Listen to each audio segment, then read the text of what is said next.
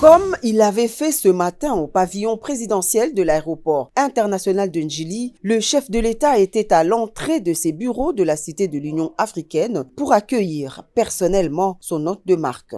Après ce moment empreint de respect et de convivialité, Son Altesse Cheikh Tamim bin Hamad Al Thani et le président congolais Félix-Antoine Tshisekedi Tshilombo se sont retirés loin des caméras pour un tête-à-tête de près d'une heure. Seuls, les deux dirigeants ont abordé plusieurs questions d'intérêt commun.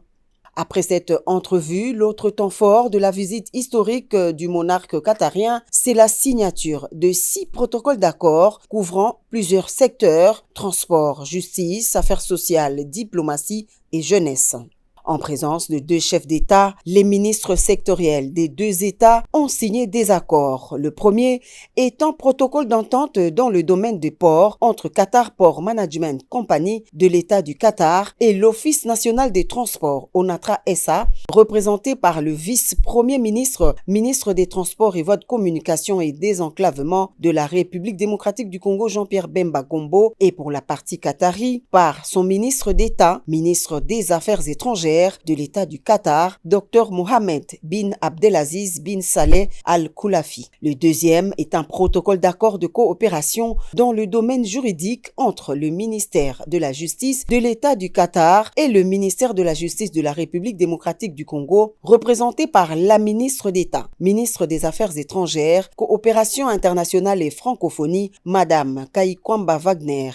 Le troisième protocole d'entente concerne la coopération dans le domaine de la jeunesse et du sport entre les 2 pays représentés respectivement par la ministre de la Jeunesse et de l'Éveil patriotique, Grace Coutinho, qui était en face du ministre qatari des Affaires étrangères. Dans le domaine diplomatique, Son Altesse Cheikh Tamim bin Hamad Thani et le président Félix-Antoine Tshisekedi Tshilombo ont assisté à la signature de l'accord d'exemption des visas pour les détenteurs des passeports diplomatiques et passeports spéciaux entre le Qatar et la RDC. Sur la liste des accords, il y a également un mémorandum d'entente entre le Fonds du Qatar pour le développement dans l'État du Qatar et le ministère des Affaires sociales, Action humanitaire et solidarité nationale de la République démocratique du Congo relatif au soutien apporté au projet de réponse d'urgence multisectoriel en République démocratique du Congo au Nord Kivu. Le 6e et le dernier protocole d'entente signé ce jour historique entre la RDC et l'État du Qatar porte sur l'établissement de consultations politiques sur des questions d'intérêt mutuel entre le ministère des Affaires étrangères des 2 pays.